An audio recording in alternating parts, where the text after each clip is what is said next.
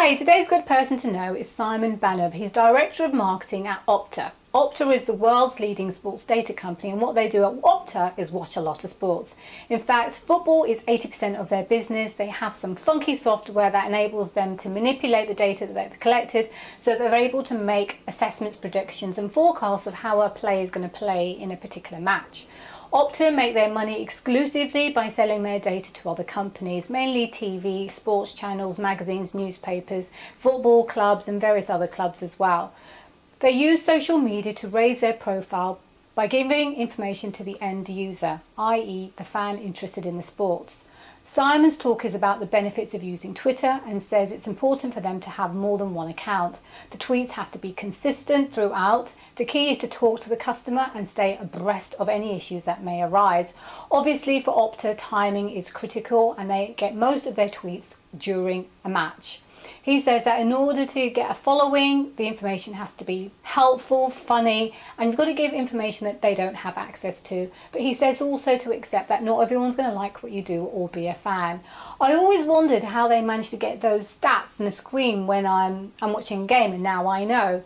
This video is particularly relevant to anybody wanting to know how Twitter can benefit them or their business.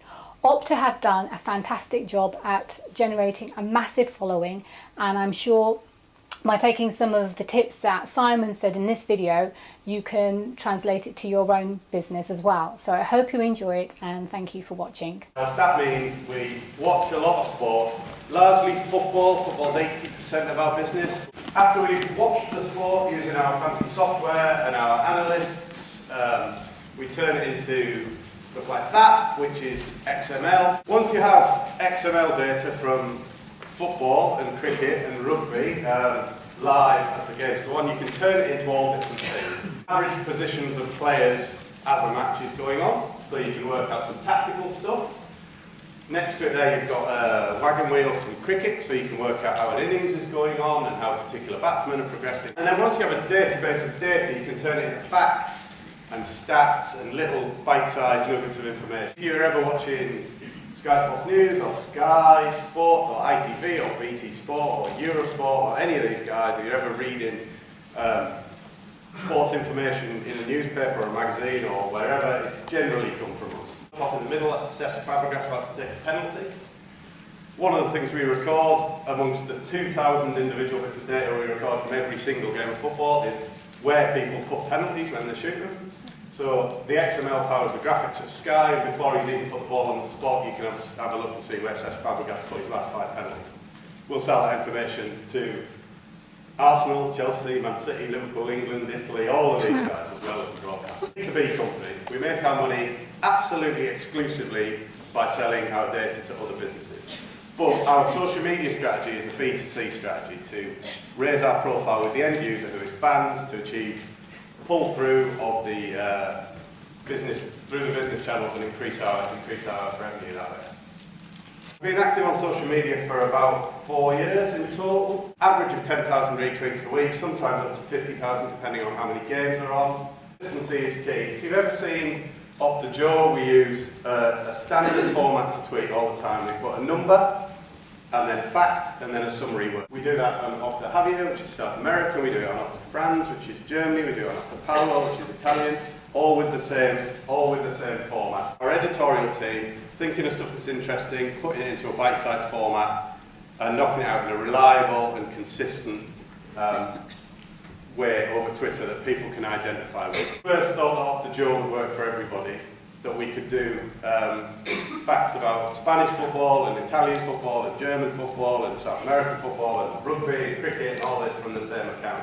So it became very apparent to us very early on that people like to have specific accounts to follow. One thing I encourage our staff to do is put that they work for Opta on their own social media profiles and join in conversation. So we try and kind of chat to people really. If football fans are moaning about stuff, which they tend to do quite a bit, I encourage our guys to talk to them, and generally within 2 or 3 replies you can talk them down. And we've learned over time that tweeting more often and tweeting at certain times during live games is very important for us. Timing is very, very important for us. People will be second screening and using Twitter as their main second screen while football is on, or while they're catching up with results.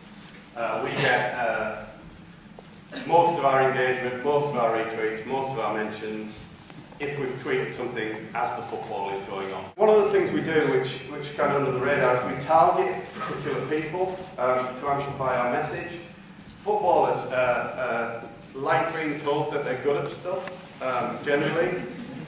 When there's a particularly pertinent stat about a footballer who's very active on social media, we'll use their Twitter handle and we'll tweet the stat directly at them. It's Phil Neville. So we tweeted that about him, mentioned Rio Ferdinand in the tweet as well. Rio tweeted it to the Brazilian followers. And Gary Neville retweeted it as well, and this actually led to a bit of banter on Twitter between Gary and Phil Neville, and loads of fans follow them both, so they're watching it, and the Opta brand was central to that really. Find what works for you is my tip, or is what we've learned, and don't mess about with the other stuff really. The way you can do that is by monitoring what works over time and refining your approach and reinforcing things when you have the evidence that things work. After we started our Twitter feed, it had been going for 3 weeks. People were saying it was a waste of time. Why are you giving away this content for free when we could sell this content?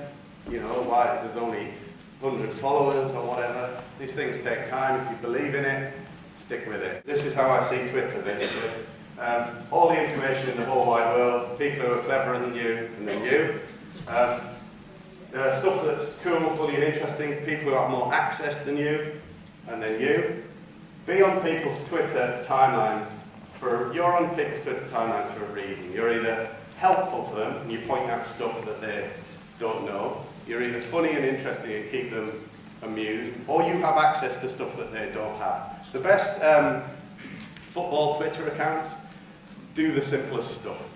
They take photographs in the dressing room, they take photographs in the tunnel, they have training pictures, training videos, access that other people, the fans want but they don't have.